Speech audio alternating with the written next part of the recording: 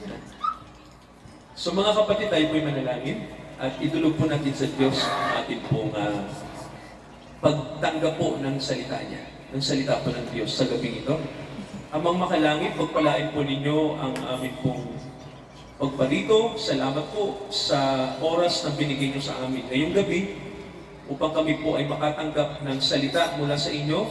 Patawarin niyo kami sa lahat ng aming kasalanan at kayo po ang magbigay sa amin ng tinapay ng buhay upang ang aming pong kaluluwa ay mabusog at makakain po ng pagkain nararapat upang kami po ay tunay po na masatisfy hindi lamang ngayong gabi kundi sa darating ng mga araw. Ito ang aming panalangin sa pangalan po ng aming Panginoong Jesucristo. Amen. So mga kapatid, sa ating mga Biblia, gusto ko pong mapakinggan niyo yung sinabi po ni Pablo sa Roma chapter 8. So basahin ko po sa inyo yung nakasulat po sa Roma 8 at sa talatang 1. So basahin ko mga kapatid sa inyo, no? Roma 8 sa talatang 1. Okay, ang sabi po dito, nakalagay po, no? Basahin ko po sa inyo sa English. Ito po ang mababasa natin sa ating mga monitor. Sabi po dito, there is therefore no condemnation to them which are in Christ Jesus, who walk not after the flesh, but after the Spirit. Sabi po dito. Sabi po sa Tagalog, mga kapatid, ang nakasulat po, ngayon, wala nang anumang kahatulan sa mga na kay Kristo Jesus na mga lumalakad sa gabay ng Espiritu ng Diyos at hindi ayon sa laman. So mga kapatid, purihin natin ang salita ng Panginoon ngayong pong gabi. So napakahalaga mga kapatid ng salitang kaligtasan. Sabihin nga po natin kaligtasan. So, isa pa po, kaligtasan. Yan. So, alam niyo po mga kapatid, ang kaligtasan, ito po yung bagay na gusto ng Diyos mangyari, no? Yung maligtas po tayo. Siguro po may mga nagtatanong sa atin, kaligtasan, pastor, saan ba tayo ililigtas? Diba? Saan ba tayo ililigtas? Ganito po yon. Ang Diyos po, ang kanyang gusto ay iligtas tayo mula sa kasalanan. Sabi nga po natin kasalanan. Kasi mga kapatid, sabi nga ng Biblia sa atin, tayo ay mga makasalanan. No? Tayong mga tao po ay maraming kasalanan sa Diyos. Di ho ba? So eto po, no, basahin natin yung nakasulat sa Roma 1. Ito yung nakasulat sa verse 18. Ito po yung nakasulat. Roma chapter 1 verse 18. Sapagkat ang galit ng Diyos ay nahahayag mula sa langit. Sabi dito, laban sa lahat ng kasamaan at kalikuan ng mga tao. So may sinasabi dito mga kapatid na ang puot ng Diyos ay nahahayag mula sa langit. Kasi po, mga kapatid ganito, alam niyo po, ang Diyos ay pag-ibig. Amen po ba ron? Di ba? Pag-ibig siya. Pero may nakakalimutan yata tayo, mga kapatid, no? Ang nakakalimutan natin, ang Diyos din ay nagagalit. Di ba? Umiibig siya, natural sa atin lahat. Di ba? Pero, mayroong ayaw ang Diyos sa atin. Alam niyo ba yon? Di ba? May bagay po na ayaw ng Diyos sa atin. At ano po yon? Yung sinasabi po na pagkakasala, no? Yung sinasabi sa Biblia, mga kapatid, na ang nakasulat po, ito nakalagay, yung particular na nakasulat ay, ang sabi po rito, ang nakalagay po, yung mga tao po na, sabi rito, kalikuan ng mga tao. Ibig sabihin po, yung mga namumuhay ng may kalikuan. Kasi alam nyo mga kapatid, no? Sabi nga ng Biblia sa atin, may nakasulat po sa Biblia, no, na gusto kong malaman nyo to, no, yung nakasulat po sa Awit 51. Ito po, babasahin ko sa inyo to, mga kapatid. No? Okay, tingnan natin to. Awit, ito po maganda to, no, yung nakasulat sa kasulatan, mga kapatid. No? Awit 51. So ano pong nakasulat dito? Okay, tingnan niyo po mga kapatid, no, kasi hoping makarelate tayo dito. Okay, sabi ni David ko, no, may sinabi siyang talata sa awit 51. Sabi dito, pakinggan niyo po ang sabi ng Biblia. Sabi dito sa verse 5, narito, ako'y inanyuan sa kasamaan, at sa kasalanan, ipinaglihi ako ng aking ina. Okay, di ba may nakalagay na talata mga kapatid no, na ako ay inanyuan. Sabi po ni David, nasa tiyan pa lang ako ng magulang ko, sabi rito, ako ay inanyuan sa kasamaan. At ang sabi ni David, sa kasalanan, ipinaglihi ako ng aking ina. Okay, ano mga kapatid no, maganda po na malaman natin tong ano na to, tong katotohanan na to. Ano? Kasi sabi nga ng Biblia sa atin, may problema ang tao. Di ba? May problema tayo. At yung numero unong problema natin, mga kapatid, sabi ng Biblia, yung kalikasan natin. Mayroon tayong problema. Ano po yun? Di ba? Sabi ng Bible, ang nakalagay, tayo ay inanyuan. Ano sabi po, mga kapatid ng Biblia? Inanyuan. Oo. Saan? Saan po tayo inanyuan? Di ba? Ano pong sabi? Tayo ay inanyuan sa kasamaan.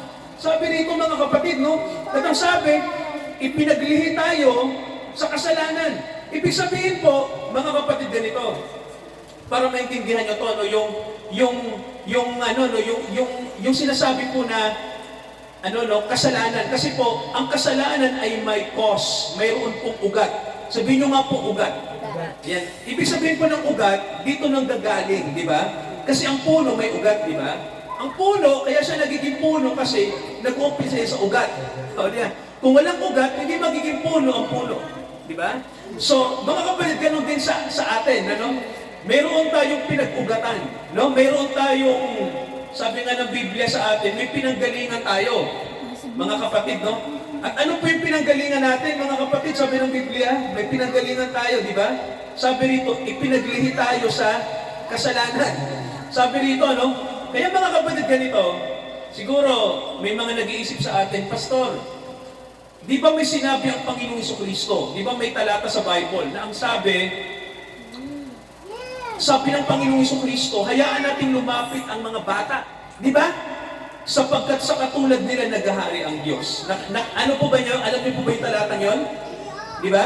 Sabi ng Panginoong Jesucristo, hayaan niyong lumapit sa akin ang mga bata. So mga kapatid, alam niyo maganda yun ano, kasi mayroon pong nakasulat sa Biblia na, di ba ang sabi, sino mang lumapit sa Panginoon ay hindi niya itatakwil. Di ba may ganung sulat, no? Sino mang gustong lumapit sa Panginoon ay hindi po niya itatakwil, no? Sige nga po, basahin natin yung ano, no? Basahin natin yung Juan. So eto po, Juan, okay, meron tayong babasahin dito mga kapatid, no? Sa Juan. Okay, sa Juan, ito po yung ano, no, nais kong makita natin. Okay, Juan. Okay.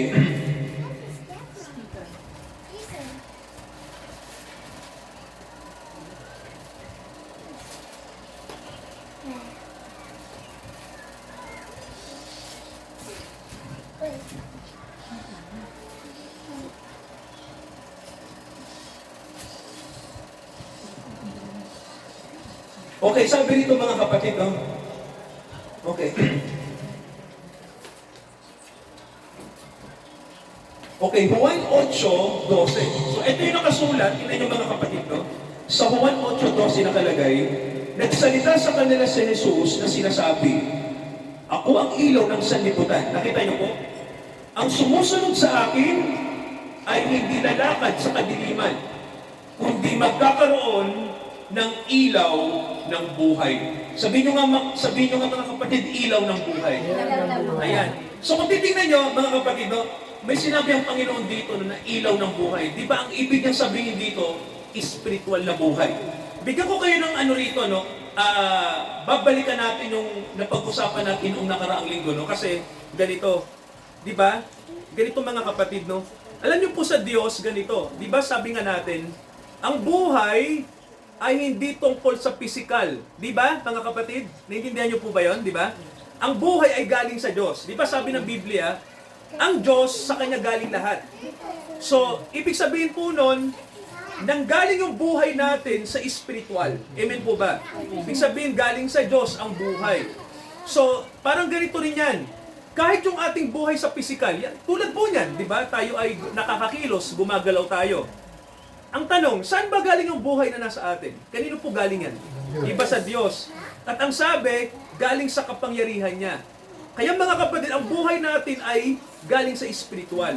Pero tingnan nyo di ba sabi ng Panginoon, di ba sabi niya na kapag tayo ay nagkasala sa Kanya, mamamatay tayo. Di ba sabi, mamamatay tayo. Pero di ba napansin nyo sa Biblia, ang tao nabubuhay pa rin. Tama ho ba? Pero, sabi nga ng Biblia, pero yung buhay natin ay hindi nagtatagal. Napansin nyo po, di ba? Kasi mga kapatid, may buhay na nawala sa atin. Naintindihan nyo po, di ba? May buhay na nawala. Ano po yun? Yung buhay ng spiritual. Yung po yung nawala. Pero yung buhay sa physical, nandyan. Pero, ang tanong, totoo ba yung sinabi ng Diyos na ang tao ay mamamatay? Pag nagkasala? Di ba namamatay? So, parang ganito, sa Diyos, yung physical natin, hindi agad namamatay. Pero, sabi nga ng Biblia, hahantong yan sa kamatayan. Ibig sabihin po, nag-e-expire. Intindihan nyo mga kapatid, no? Ang buhay sa physical, may kamatayan yan. At namamatay tayo. Pero sa Diyos mga kapatid, iba. Sabi nga ng Biblia, ito nakasulat, no? Sabi, ang tao, hindi naman hinihintay ng Diyos na mamatay para sabihin siya ay patay. Di ba mga kapatid, naintindihan nyo po yon? Yung pinag-uusapan natin. Sa Biblia po, ang tao po, ang nakalagay, tayo ay talagang patay na. No? Patay talaga tayo. Hindi tayo talaga buhay na sinasabi natin sa physical. Hindi. No, sa Diyos, kapag wala ka sa Kanya, ikaw ay patay. Di ba sabi ng Efeso chapter 2? So, mga kapatid, malinaw no, na ang tao po, kapag wala tayo sa Diyos, malinaw yun, no, kapag wala tayo sa Panginoong Hesukristo, simpleng-simple lang, tayo ay patay. Yung pong ibig sabihin, tayo ay patay. Parang ganito yan, malusog man tayo, maganda man yung buhay natin sa physical at sa material, na sa atin lahat, masaya tayo, pero mga kapatid, tandaan natin, pag wala si Kristo sa atin, gaano man kasaya ang buhay natin sa physical, pag wala ang Panginoon, ang turing ng Diyos sa atin, tayo ay mga patay. Yung po yun, hindi hinihintay ng Diyos na mamatay ka sa physical at ikaw ay paglamayan at sabihin namin na, ay, namatay na yung taong to, namatay na yung kaibigan namin. Sa Diyos, eto mga kapatid, kahit buhay ka, pero pag wala ka sa Kanya, ikaw ay patay. Yun po yung, di ba, kaya nga sabi nga natin maraming taong patay, di ba? Maraming taong patay sa mundo. Mga naglalakad, mga humihinga, pero walang Diyos. Wala sila sa Panginoon. So ang sabi ng Bible, mga patay sila. So mga kapatid, ganito, di ba sabi ng Bible, kung ikaw ay hindi bubuhay ng Panginoon, mananatili kang patay. Di ba mga kapatid? So, ibig sabihin, kailangan nating buhayin. Di ba? Kasi, hindi pwede mga kapatid, eto sabi ng Bible, may sinabi nga sa Bible, hindi pwede mga kapatid na ang isang patay, pag namatay ay pupunta sa langit. Hindi ka pupunta ron. Di ba? Kasi, ang langit ay lugar ng mga buhay. Hindi lugar ng mga patay. Ganun po yun, ang sinasabing tahanan ng Diyos, ang mga nananahan doon, yung mga buhay sa espiritual. Pero kapag ikaw ay patay sa espiritual, kahit buhay ka sa physical, mga kapatid, ang ibig sabihin nun, hindi ka kasama sa mga ligtas. So eto, basahin natin, yung nakasulat sa Efeso. Pakinggan nyo ito mga kapatid, Okay. Eto, basahin natin yung Efeso. Ito yung nakasulat. Tingnan nyo ito mga kapatid, So sabi rito, Efeso, chapter 2. Basahin natin ito. Sabi rito ng Biblia, verse 1. Kayo'y binuhay niya nang kayo ay mga patay dahil sa inyong mga pagsalangsang at mga kasalanan. So mga kapatid, ang tanong, sino yung mga totoong Kristiyano? Ayon sa Biblia, Yung mga binuhay dito. Di ba napansin nyo po? Yung mga dating patay na binuhay. Di ba? So, ang po sa Biblia, mga kapatid, ganito. Ang totoong Kristiyano, ganito po. Hindi yung ganito. Yung pananaw ng iba na nagpalit ka lang ng sekta Kristiyano na. Hindi po ganon. Di ba? Hindi pagiging Kristiyano yon. Dati kang salbahe, tapos nagpakabait ka, Kristiyano na raw yon. Hindi rin po yun. Di ba mga kapatid? Hindi rin ganon. Dati kang, halimbawa lang dati kang loko-loko, pero binago mo yung sarili mo. So, sa tingin ng iba, born again ka na. Actually, hindi po. Mas malalim po puro ng ibig sabihin ng salitang born again, no? Sa Bible po nakalagay, ang isang tao na nasa Panginoon, dati kang patay. Dati kang walang spiritual na buhay, no? Ibig sabihin po, mga kapatid, kaya ikaw ay nakakilala sa Panginoon. Naiintindihan niyo po? Kaya ka nakakilala sa Panginoon, kaya ka nakaunawa, ay dahil po, binuhay ka ng Panginoon. Pero alam niyo ba mga kapatid ganito? Diba? Para ano po, no? Maintindihan niyo to. Alam niyo ba na kapag ang tao ay patay, no? Sa spiritual, mga kapatid, eto no, yung sinasabi natin. Kapag ang tao po ay patay sa spiritual, ganito yan mga kapatid. Kahit na anong ganda ng mensahe ng Diyos, hindi maiintindihan ng tao. Naintindihan niyo ba? Pag ikaw ay patay sa spiritual, hindi mo ma-appreciate ang salita ng Diyos. Yung po yung totoo. Ito pa po yan, mga kapatid, no? Ang pagkabuhay na magmuli, na kayang gawin lang ng Diyos sa atin, no? At hindi natin kayang gawin sa ating mga sarili, ibig sabihin po nun, hindi po yan makukuha lang basta't ikaw ay naging membro lang ng simbahan. Hindi rin po yun, no? Kasi mga kapatid, di ba sabi nga ng Biblia sa atin, may nakalagay sa Bible mga kapatid maraming nasa simbahan ang mga patay. Sabi ng Panginoon, marami po, no? Maraming nasa church ang mga patay. Ganun po. So, ibig sabihin mga kapatid, isipin nyo lang to para maintindihan nyo to. Di ba sabi, may sinabi sa Pahayag 3, di ba sa church ng Laodicea, may nakalagay doon. Alam niyo nakalagay doon? Anong sabi ng Panginoon? Hindi mo ba alam, sabi niya sa church ng Laodicea. Sabi niya sa iglesia ng Laodicea, di mo ba alam na ikaw ay bulag? Ikaw ay maralita? Di ba sabi? Ikaw ay bulag, ikaw ay maralita. Ibig sabihin mga kapatid, maraming nasa church ang mga bulag. Hindi nila alam ang ibig sabihin ng salitang born again. Hindi nila alam. Ang tingin lang nila, basta sila ay nagpakabuti, nagpakabait, born again na sila. Hindi ganun ang ibig sabihin nun. Mga kapatid, no? Ang ibig sabihin po ng born again, binuhay ka ng Diyos. Ikaw ay patay sa kasalanan. Ikaw ay dating walang Panginoong Jesucristo. Pero ngayon, nagkaroon ka ng pag-asa kasi kinilala mo ang Panginoon.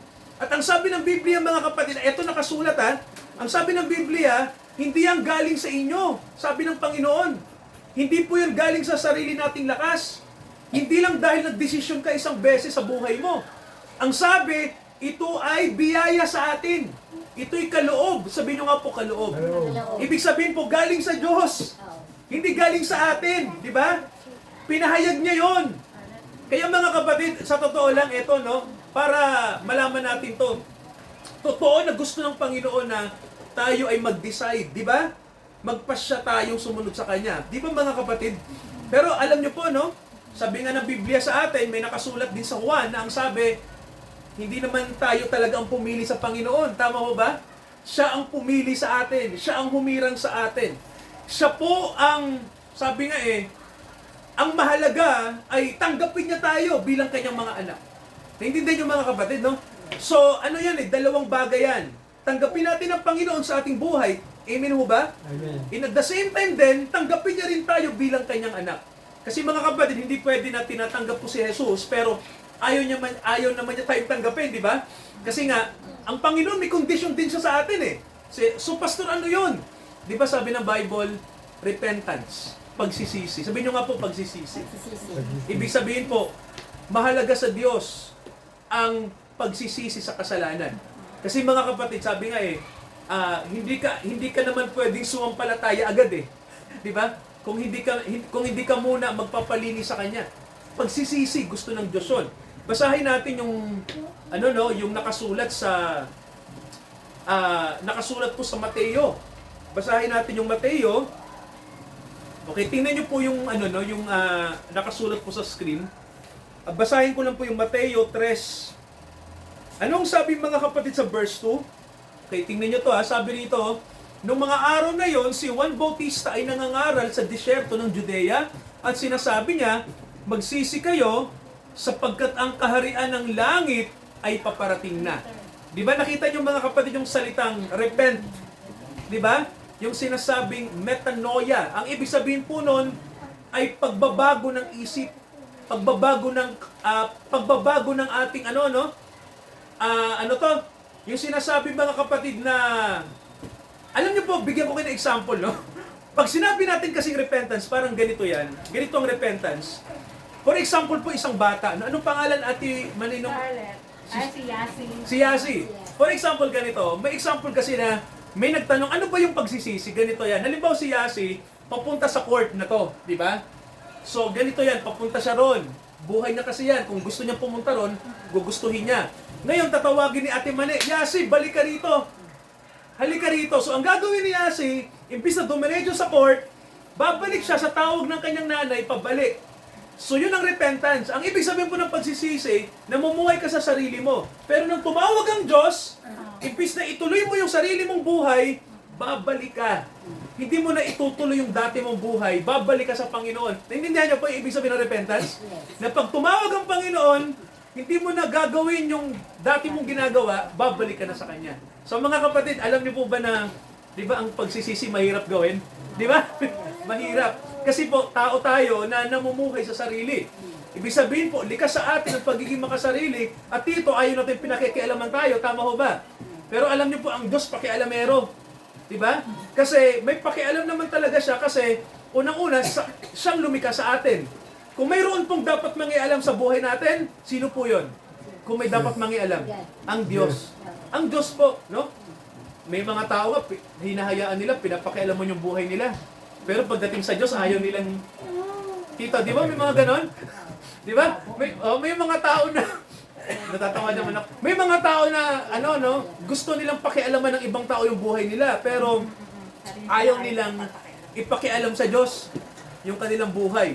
Na which is yun yung maganda. Kasi nga sabi nga natin, kung mayroong magandang mangyayari sa buhay natin, yun ay walang iba kundi ang ating buhay po ay ipakialam natin sa Diyos.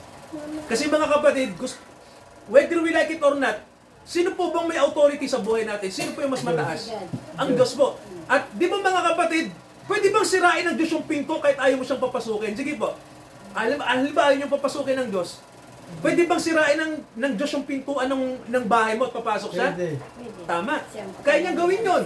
Opo. He could force someone na gawin yung gusto niya. Pwede niyang gawin yun.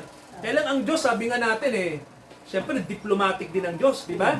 May diplomasya rin siya. Gusto niya, kumakatok siya. Pagbuksan mo. Tama ho ba? Oo, pagbuksan mo ang Diyos kasi sabi nga ng Bible, narito ako kumakatok, sabi ng Panginoon. So, dapat ikukusa mong buksan. Ganun yun. Malibang umalis siya, wasakin yung pinto. Dalawang lang yun. Dalawa lang ang pwedeng gawin ng Diyos doon. Wasakin yung pintuan mo or kumakatok siya pero hindi ka nakikinig. So, alam nyo pipiliin ko kung ano? Tito, alam nyo kung ano? Much better wasakin ng Diyos yung pinto. Oo. Kasi, sa iwan niya ako. Kahit hindi ko, kahit parang ayaw kong buksan, mas gusto ko wasakin niya yung pinto.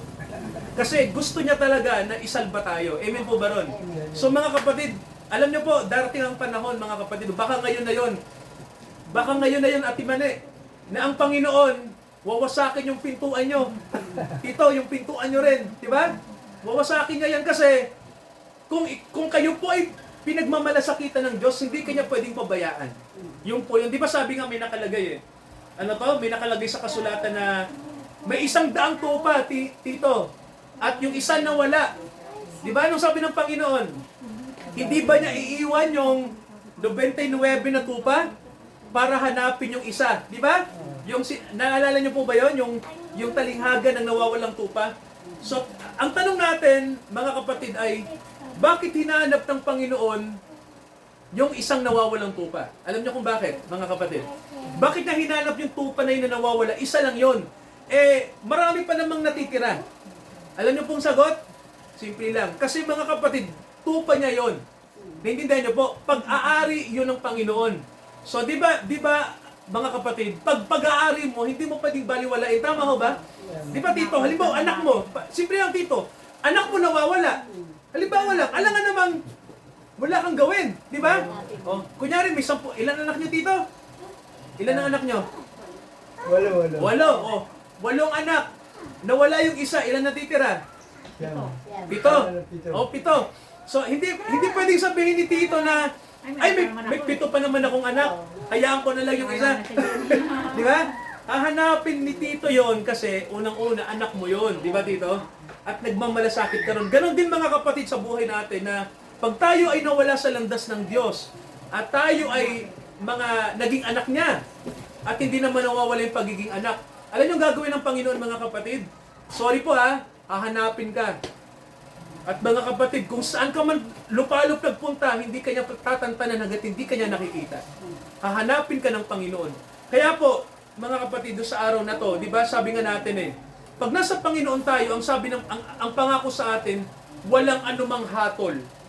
Kasi po, ang Diyos, gusto niya tayong maligtas. Gusto niyang maligtas ang tao, magsisi ang tao, lahat. Basahin natin, yung nakasulat sa Timoteo. Ito nakalagay. Tingnan niyo to mga kapatid. Timoteo. Okay, basahin natin yung yung unang Timoteo chapter 2. Okay, basahin natin yung verse 4. Anong sabi diyan mga kapatid? Unang Timoteo chapter 2 verse 4, sabi rito. Okay, na siyang may ibig na ang lahat ng mga tao ay maligtas at makaalam ng katotohanan. Nabasa niyo po, no? Unang Timoteo 2:4. Ibig sabihin po, nakalagay sa English, ito nakasulat, who will have all men to be saved. Gusto ng Diyos, lahat ng tao maligtas. Diba? At makaalam ng katotohanan. Yung nga lang mga kapatid, hindi lahat ng tao nakikinig sa Diyos. Amen po ba? Gusto ng Diyos iligtas ang tao, pero ayaw naman ng tao. So, hindi pwedeng pilitin ng Diyos yun. Diba? Pero, diba kanina sabi nga natin may mga tao ba na pwedeng ang Diyos pilitin sila? Well, mga kapatid, alam niyo sagot? Kung ikaw ay anak, natural mga kapatid, no? Hindi mo pwedeng Ate Mane, di ba pag anak mo yun di ba? Ang anak kapag naligaw ng landas, hindi nawawala.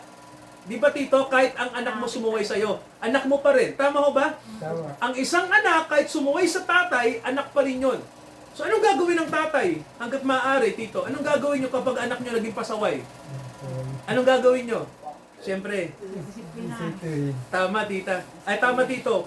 Kailangan mo siyang isalba, pangaralan, di ba? Ganon din po ang Diyos sa atin, mga kapatid, no?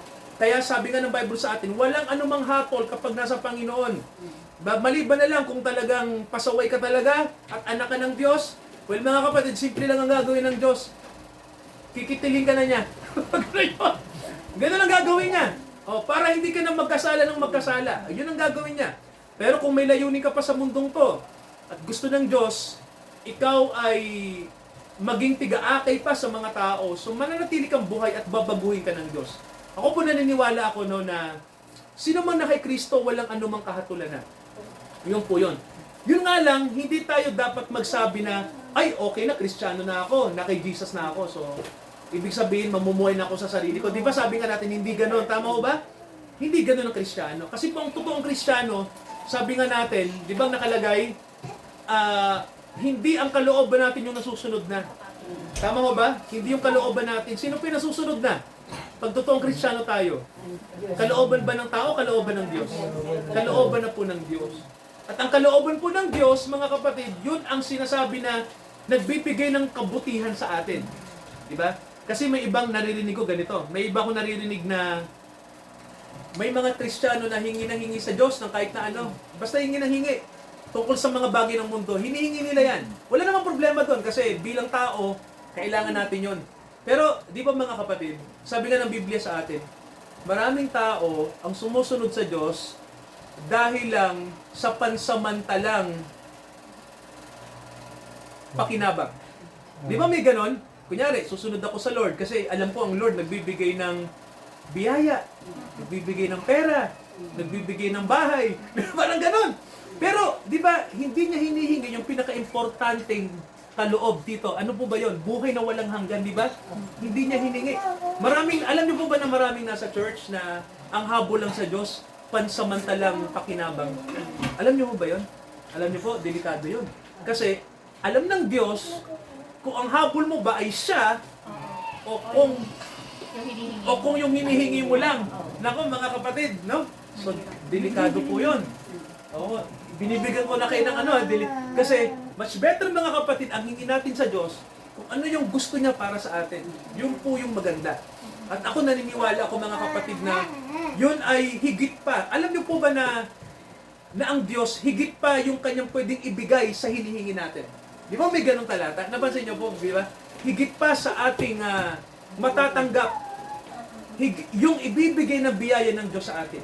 Tulad po nito, basahin natin yung nakasulat. Dito po dito mga kapatid sa Pilipos. Sabi rito, tingnan nyo to Pilipos 4.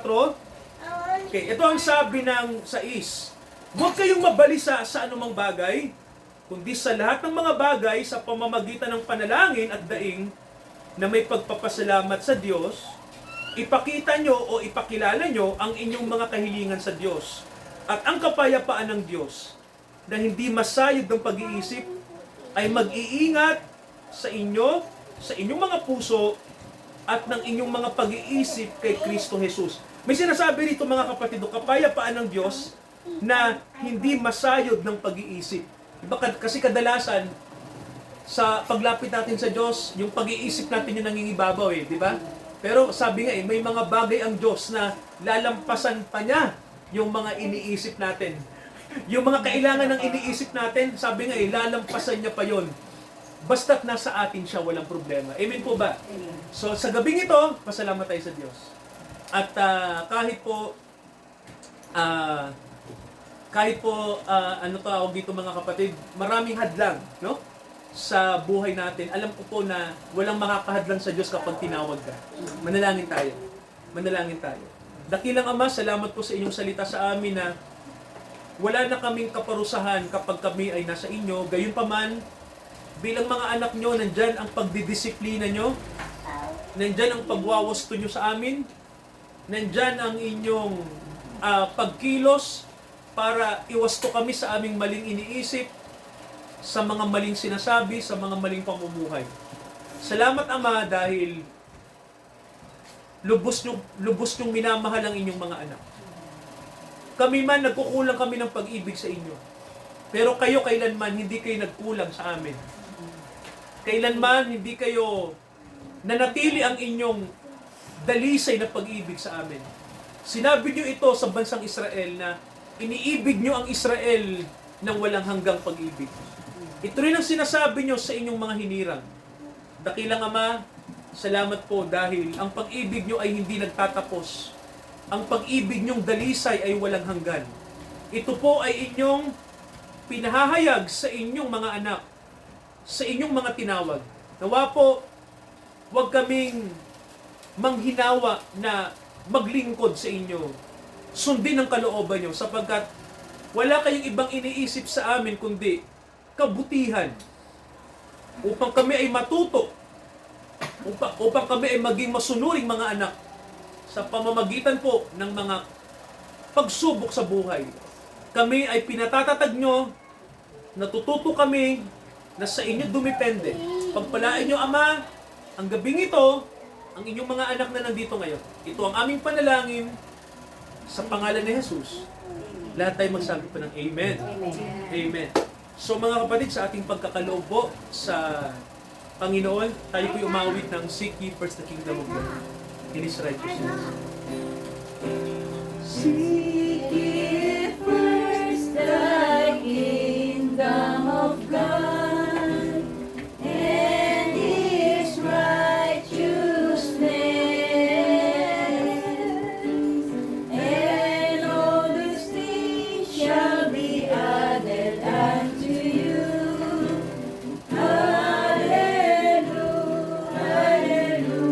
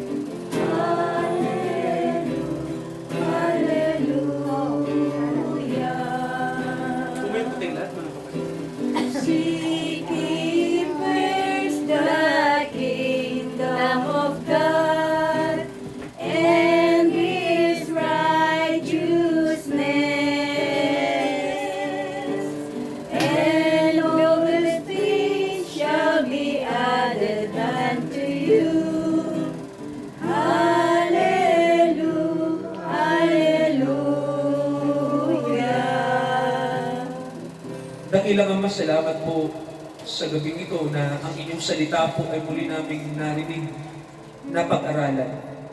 Palakasin niyo kami at patuloy kaming makinig, magsuri, at isabuhay namin ang mga salita na inyo pong ipinaririnig sa amin, dakilang Ama, para po ito sa kabutihan namin.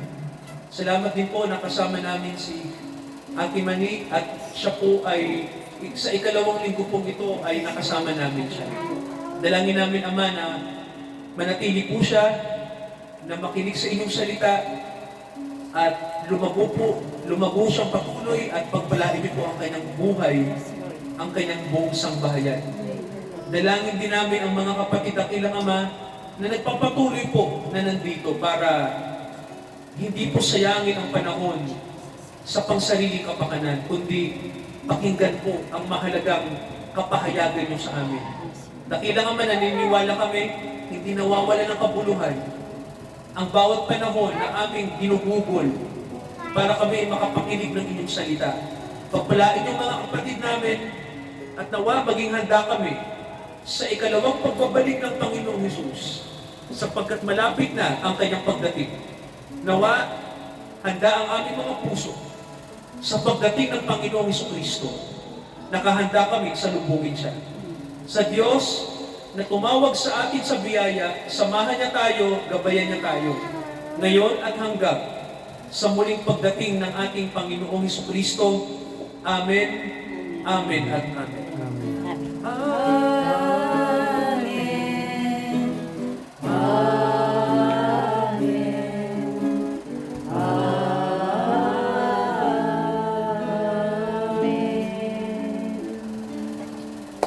Magbiyayang gabi sa ating lahat. God bless. God bless ating lahat.